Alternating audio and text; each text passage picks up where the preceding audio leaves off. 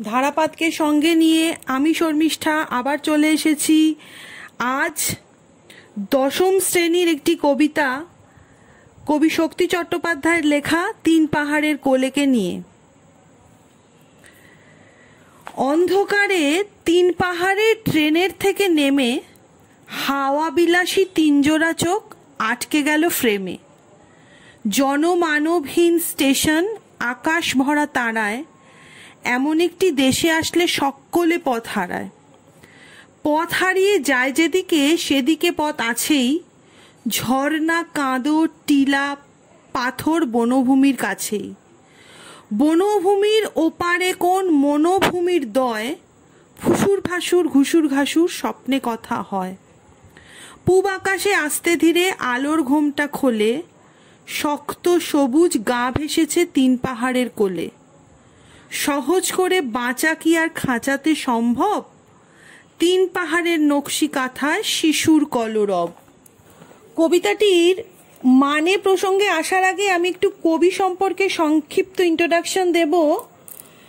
কবি শক্তি চট্টোপাধ্যায় জন্ম 1933 সালের 26শে নভেম্বর দক্ষিণ চব্বিশ পরগনার বহুরুতে। কবির প্রথম কবিতা হচ্ছে যম। তিনি বহু ছদ্মনামে লিখতেন, যেমন রূপচাঁদ পক্ষী, অভিনব গুপ্ত প্রমুখ। তার পিতার নাম বামানাথ চট্টোপাধ্যায় এবং মায়ের নাম কমলা দেবী। আমাদের আলোচ্য কবিতাটি তিন পাহাড়ের কোলে, এটি কবির হে প্রেম হে নৈশব্দ কাব্যগ্রন্থের অন্তর্গত। কবির লেখা অন্যান্য আরো কয়েকটি কাব্যগ্রন্থ হল হেমন্তের অরণ্যে আমি পোস্টম্যান, অঙ্গুরি তোর হিরণ্য জল, যেতে পারি কিন্তু কেন যাব, চিরপ্রণম্য অগ্নি ইত্যাদি। মোট 51টি কাব্যগ্রন্থ তিনি লিখেছেন। আমাদের আজকের আলোচ্য কবিতাটি তিন পাহাড়ের কোলে। এবার আমি এর মানেগুলো অল্প অল্প করে বোঝাবো। অন্ধকারে তিন পাহাড়ে ট্রেনের থেকে নেমে হাওয়া বিলাসী তিনজোড়া চোখ আটকে গেল ফ্রেমে। জনমানবহীন স্টেশন, আকাশ ভরা তারায়, এমন একটি দেশে আসলে সকলে পথ হারায়। এখানে প্রকৃতির সান্নিধ্য সন্ধানী কবি সহ তিন ভ্রমণবিলাসীর এসেছেন একটা ছোট্ট পাহাড় ঘেরা জনবসতি যার নাম তিন পাহাড়। সেইখানে কোলে একটা ছোট্ট গ্রামে তিনটি পাহাড়ের ঘেরা একটা ছোট্ট জনপদ, যেন মনে হচ্ছে তিনটি পাহাড়ের কোলে অবস্থিত এই জনপদটি, যেখানে এই হাওয়া বিলাসী কথাটার মানে হচ্ছে ভ্রমণ পিপাসু, অর্থাৎ যারা ঘুরতে বেড়াতে ভালোবাসে। তিন জোড়া চোখ কেন না, কবি সহ তার দুজন বন্ধু, অর্থাৎ তিনজনের তিন জোড়া চোখ আটকে গেল ফ্রেমে। মানে সেই যখন তারা ট্রেন থেকে নামে তারা তখন অন্ধকার, তবু সেই অন্ধকারের যে নৈসর্গিক সৌন্দর্য, যে প্রাকৃতিক সৌন্দর্য, সেটা দেখে কবি সহ তার ভ্রমণ পিপাসু অন্য দুই বন্ধু এতটাই মুগ্ধ হন যেন মনে হয় কোনো ছবির ফ্রেমে বাঁধানো কোনো একটা পরিবেশে তারা এসে পৌঁছেছেন।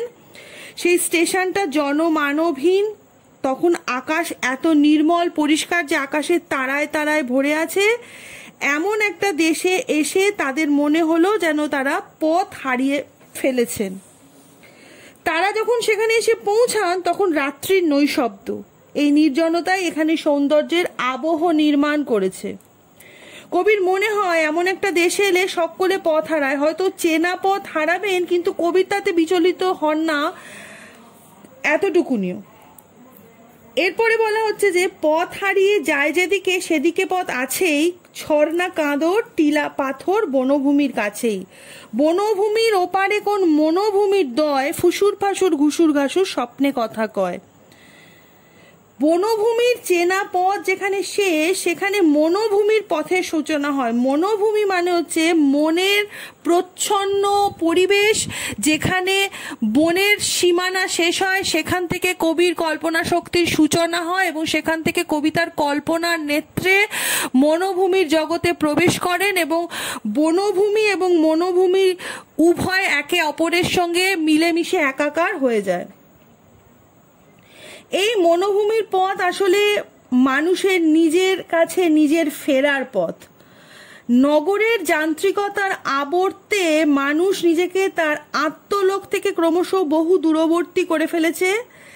এই প্রকৃতির নিবিড় সান্নিধ্যে এসে কবির এই কথাটি মনে হয়েছে যে বনভূমির পথ যেখানে শেষ হয় সেখান থেকেই মনোভূমির উদয় হয়। দয় কথাটির মানে হচ্ছে উদিত হওয়া, উদয় হওয়া। এই মনোভূমিটা হলো রূপকথার রাজ্য। যেখানে বনভূমি শেষ হচ্ছে ঠিক সেইখানে শুরু হচ্ছে রূপকথার রাজ্য।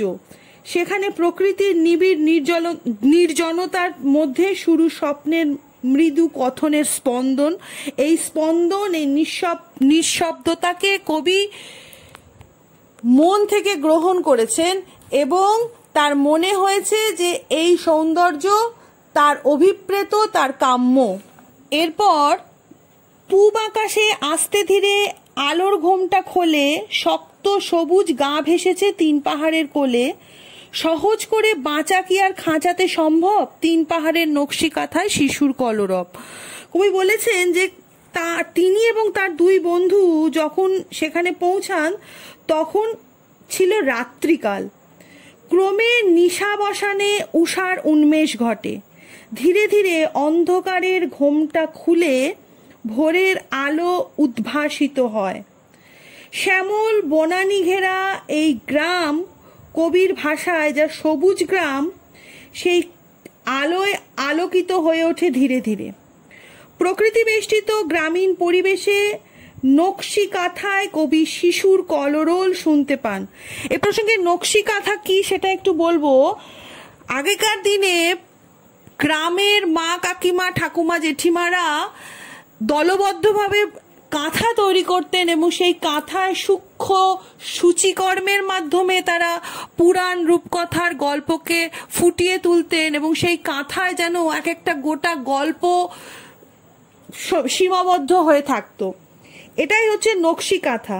কবি সেই গ্রামের প্রকৃতির বুকে যে নৈসর্গিক সৌন্দর্যকে দেখেছিলেন তার মনে হয়েছিল যেন গোটা গ্রামটা একটা নকশি কাঁথা, এবং কাঁথায় যেমন শিশুরা খেলা করে, তারা যেমন সারাদিন হইচই করে কলরব তোলে, কবি সেই গ্রামীণ সৌন্দর্যের মধ্যে শিশুদের ঐক্যতান কলকাকলি শুনতে পেয়েছিলেন।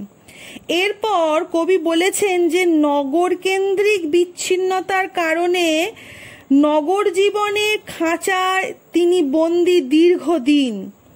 আর এই খাঁচার বন্দিত্ব তাকে এতটাই বিমর্ষ করে তুলেছে যে তিনি হাঁপিয়ে উঠেছেন। তাই মুক্তির আনন্দে তিনি মত্ত এই প্রাকৃতিক সৌন্দর্যের মধ্যে এসে, আর এই নাগরিক কারাগারকে, এই বন্দিত্বকে তিনি কিছুতেই মেনে নিতে পারছেন না। তাই তার প্রয়োজন প্রকৃতির আলিঙ্গন।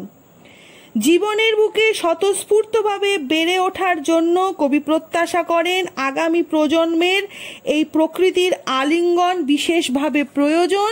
তাই তিনি কামনা করেছেন যেন আগামী প্রজন্ম এই তিন পাহাড়ের নকশি কাঁথার শিশুর কলকাকলিকে নিজেরা উপভোগ করতে পারে। ভারী অদ্ভুত সুন্দর করে বর্ণনা করেছেন কবি এই তিন পাহাড়ের কোলের প্রাকৃতিক নৈসর্গিক সৌন্দর্যকে। এখানে আমি একটা ছোট প্রশ্ন বলবো, যেমন কাঁদর, ঝর্ণা কাঁদর। কাঁদর কি? কাঁদর হলো পাহাড়ের একটা খাঁজ বা ফাঁক। পাহাড়ের ওপর থেকে যখন ঝর্ণা নেমে আসে তখন পাহাড়ে যে নরম শিলা আর কঠিন শিলা থাকে, নরম শিলাটা বেশি ক্ষয়ে যায়, ফলে পাহাড়ের মধ্যে ভাঁজের সৃষ্টি হয় এবং সেখান থেকে জলটা নিচে আছড়ে আছড়ে পড়তে থাকে। এই ভাঁজ বা এই ফাঁকটাকেই বলা হয় কাঁদর। হাওয়া বিলাসী তিনজোড়া চোখ কোথায় কোথায় আটকে গেল? ফ্রেমে আটকে গেল। পথ হারিয়ে গেল, আবার কি খুঁজে পাওয়া যায়? নতুন পথ খুঁজে পাওয়া যায়। ফুসুর ফাসুর ঘুসুর ঘাসুর করে কারা কথা কয়? স্বপ্নরা কথা কয়। খাঁচা কি? খাঁচা হলো আমাদের আবদ্ধ নাগরিক জীবন। এই হলো ছোট প্রশ্ন, মোটামুটি এগুলো ছোট প্রশ্ন। দয় মানে আগেই বলেছি, দয় মানে হচ্ছে উদয় হওয়া। আর কাঁদরটা বলে দিলাম, সাধারণত কাঁদর দেখা যায় বীরভূম, পুরুলিয়া, বাঁকুড়া ইত্যাদি জায়গায়। আর মনোভূমি মানে হচ্ছে কল্পনার জগৎ। এইটা মোটামুটি বড় ছোট প্রশ্ন, তিন পাহাড়ের কোলের। আর বড় প্রশ্ন আসে, হাওয়া বিলাসী তিন জোড়া চোখ আটকে গেল ফ্রেমে। এখানে তিন জোড়া চোখ বলতে কাদের বোঝানো হয়েছে, হাওয়া বিলাসী কি? আরেকটা প্রশ্ন হচ্ছে, এমন একটি দেশে আসলে সকলে পথ হারায়, কিভাবে সকলে পথ হারায়? আরেকটা প্রশ্ন বলছি, পূব আকাশে আস্তে ধীরে আলোর ঘোমটা খোলে, শক্ত সবুজ গা ভেসেছে তিন পাহাড়ের কোলে। এখানে তিন পাহাড় বলতে কোন জায়গাটাকে বোঝাচ্ছে, আলোর ঘোমটা খোলা সবুজ গা ভেসেছে বলতে কবি কি বুঝিয়েছেন? আর সবচেয়ে ইম্পর্টেন্ট প্রশ্ন হচ্ছে, তিন পাহাড়ের নকশি কাঁথায় শিশুর কলরব। এখানে নকশি কাঁথা কি, আর শিশুরা কিসের প্রতীক, আর কবি কেন তাদের কলরব শুনতে চান? তো এই হলো তিন পাহাড়ের কোলে দশম শ্রেণীর একটি পাঠ্য কবিতা, সিবিএসই আইসিএসসি তে রয়েছে। তোমরা ভালো করে কবিতাটা পড়ো।